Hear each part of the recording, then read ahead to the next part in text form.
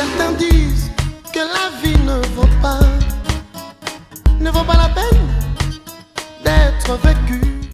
Mon frère, qu'est-ce que le Seigneur a fait? Je suis rempli de joie parce que notre Père dans le cieux, notre Dieu, il est vivant. Bien-aimés, lorsque nous disons Dieu est vivant, il est réellement vivant.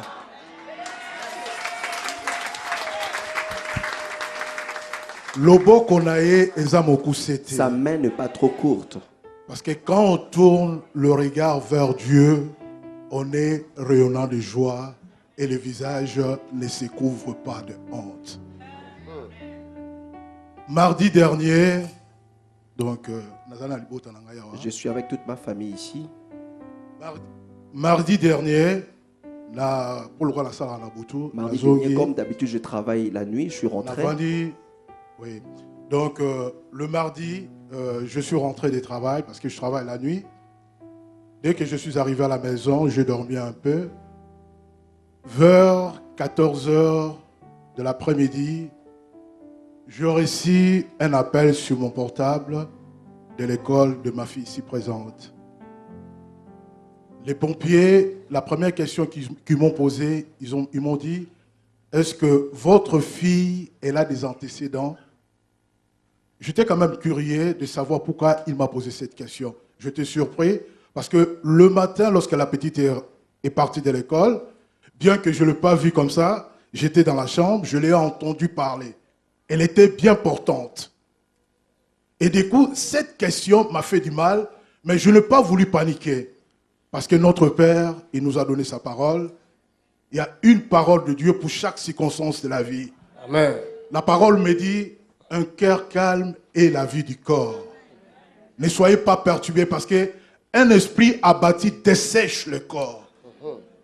Je me suis mis debout, j'ai regardé sa mère, j'ai dit que c'est l'école de Karen qui m'appelle et le pompier, ils ont commencé à me poser la question, quels sont les antécédents de votre fille? J'ai dit, à ma connaissance, c'est que je sais que cet enfant, à ma connaissance, elle ne souffre de rien. Du coup, je dis, bon, comme c'est une fille, je vais passer la communication à sa mère. Je vais donner à sa mère et sa mère aussi, elle a répondu, elle a donné la même réponse. Alors, du coup, j'étais pas tétanisé, mais j'étais en train de réfléchir. J'ai dit, mais qu'est-ce que cela, ça veut dire? Et le monsieur nous a dit, écoutez, monsieur, votre fille, elle est tombée pendant le concours de sport qu'elle était en train de faire, mais là, elle est tombée, mais elle ne parle pas. Elle ne parle pas, même ses yeux, elle ne bouge pas ses yeux. Elle dit, est-ce que vous pouvez venir rapidement? Je dis, bon, vous me donnez le nom de l'hôpital, comme ça, je vais venir rapidement avec sa mère. Et du coup, on a commencé à intercéder avec maman. On a commencé à intercéder, mais j'ai gardé mon calme. Elle aussi, elle a gardé son calme. Elle a dit, je vais aller chercher ma fille. Il faut qu'elle revienne à la maison. On a pris les transports, puisque c'est justement l'hôpital est à proximité de la maison. Nous sommes partis. En arrivant sur place, l'école m'a téléphoné pour une deuxième fois pour me dire que votre fille se trouve au 6e étage. Mais je n'ai pas passé l'information à la maman. J'ai dit, si je lui dis, elle va encore se poser des questions. Je dis, on monte. J'ai dit, au 6e étage. Nous sommes arrivés dans cette chambre d'urgence. Je regardais la fille, ma fille. Je dis, mais ce n'est pas possible. Et l'infirmière qui me disait, votre fille ne parle pas.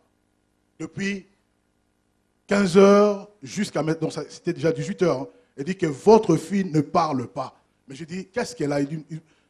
L'infirmière m'a répondu, en tout cas, on a fait des examens, on n'a rien trouvé. Et elle me dit, d'après l'infirmière, attendez seulement. Ce qu'on vous dit maintenant, vous pouvez que rien attendre parce qu'il n'y a rien à faire. Alors, à un moment donné, je suis sorti de la chambre, j'ai tourné, mais il y a une voix qui me dit, au fond de mon cœur, un bruit doux qui me dit d'appeler papa. J'ai dit, je vais 200 parce que j'avais le portable sans abonnement. Je descends, je cherche une carte de téléphone. J'ai dit, je vais appeler papa. J'ai appelé papa Chief. J'ai dit, je vais appeler papa. Et puis, à un moment donné, maman, elle a essayé d'appeler papa, mais elle est tombée sur un autre numéro. Elle a essayé d'appeler, elle est tombée sur papa. J'ai dit, gloire à Dieu, gloire à Dieu. Parce que, comme en rentrant dans cette chambre, je ne les ai pas trouvés à l'intérieur de la chambre, mais on les a mis dans le couloir. Il y avait beaucoup de monde. Mais nous, on s'en foutait du monde. Hein. On priait, on faisait des déclarations. On a dit, elle va parler. Et sa mère qui disait toujours, je veux partir avec toi. Et en parlant avec papa, j'ai exposé le problème à papa.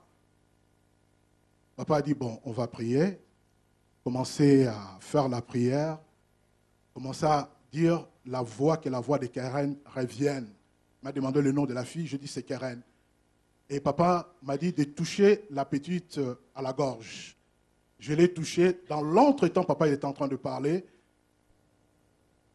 J'ai continué à parler. Et à un moment donné, papa m'a demandé de mettre le téléphone auprès de ses oreilles.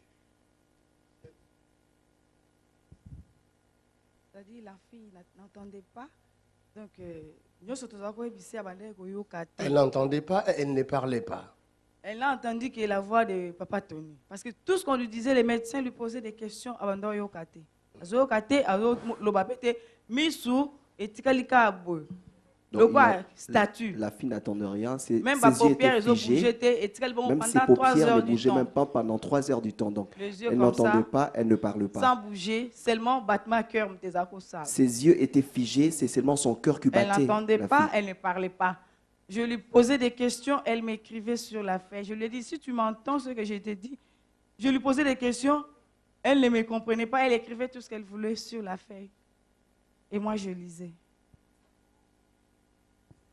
Du coup, papa m'a dit de toucher la gorge, dit qu'elle va parler.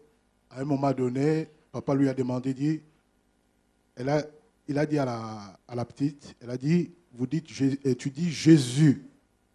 Et la petite commençait à bouger les lèvres. Et d'un coup, elle a parlé tout doucement, Jésus, Jésus. Acclamons le Seigneur.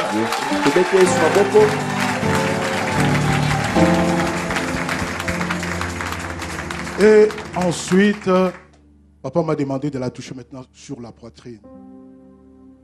Et il a continué à prier une dizaine de minutes. Et la parole qui est sortie de papa, il a dit, elle va maintenant parler. Le processus est entamé, elle va parler. Et du coup, pendant qu'il faisait la prière, je vois 4 messieurs qui sont venus, qui sont du corps médical. Ils disent, bon, on va prendre l'enfant. Je dis, attendez, il faut que mon père termine sa prière. Et dès qu'il a terminé la prière, l'enfant est rentré dans ses locales d'urgence et nous sommes restés à l'extérieur à intercéder. Après avoir eu, le personnel a eu le contact avec l'enfant, lorsqu'ils ont ouvert la porte, à notre grande surprise, comme papa l'a dit, ça n'a pas duré longtemps. C'est du tic au tac. Vraiment, ça a beaucoup activé ma foi. Parce que faut que mon ayango. Parce qu'après, l'enfant commençait à parler comme rien n'était. Acclamons le Seigneur très fort, très fort, très fort, très fort. Bien-aimé, Jésus-Christ est vivant. Et ce qui m'a plus étonné, ma fille n'écoutait pas, ne parle pas. L'école a tiré, a fait de gymnastique pour que l'enfant bouge. L'enfant ne bougeait pas. Donc, elle était papa fixe Tony comme une statuette. Quand papa Tony nous a appelés,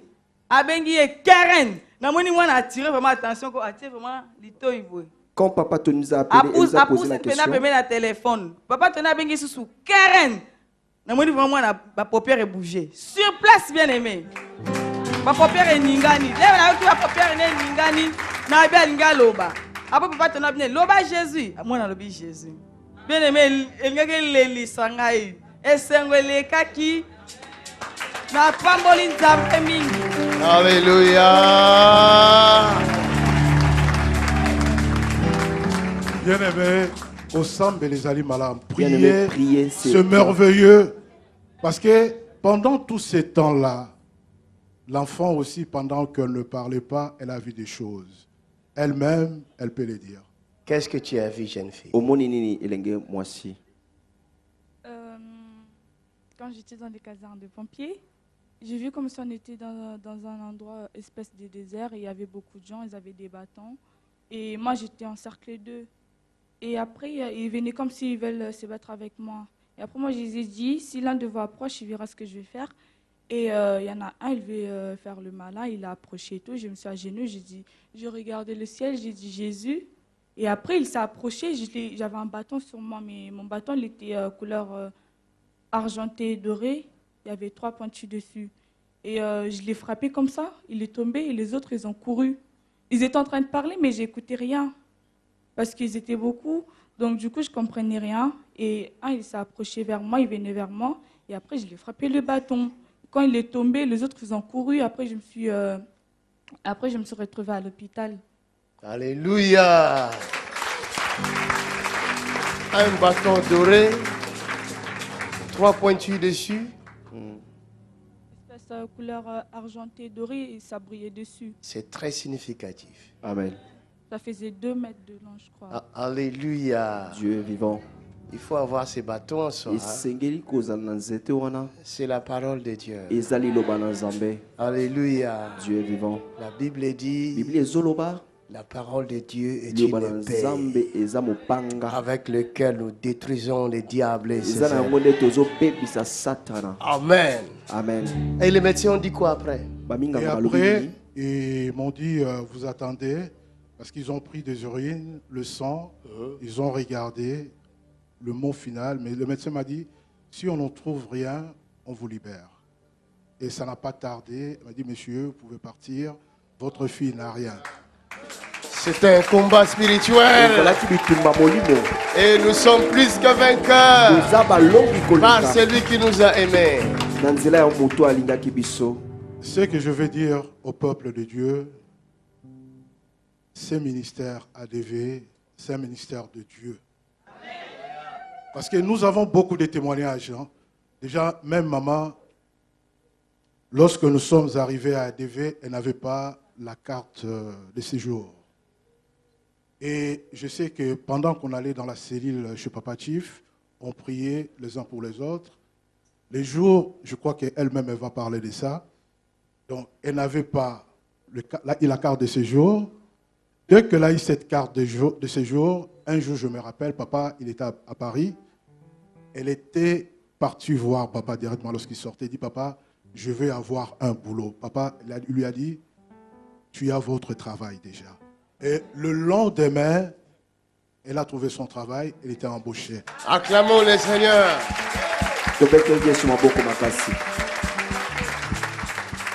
Alors maman, ça continue ce boulot? Maman, oui, ça continue. Papa m'avait dit que tu vas commencer la dîme. Alléluia. Que Dieu vous bénisse. Continuez. Et puis là, moi, je suis passé dans l'hôpital, je rappelle Nzambe Badim. Papa n'est pas rappelé Nzambe Badim. Je dis, Seigneur, moi je respecte les dîmes. Je respecte la dîme. Bien aimé, dîme. Donc, je rappelle Nzambe Badim. Et ensuite, comme ma fille était souffrante à l'hôpital, moi, ce que je fais, j'ai rappelé à Dieu mes dîmes. C'est pourquoi je vous dis, les dîmes, c'est très important. Jeune fille, attache-toi à ce Jésus. Ok. Si le diable t'a combattu, c'est parce qu'ils ont vu une étoile. C'est pourquoi tu as été combattu. Donc tu es vraiment quelqu'un qui va secouer le monde de avec les bâtons que tu as. Que Dieu vous bénisse. Libre au nom de Jésus.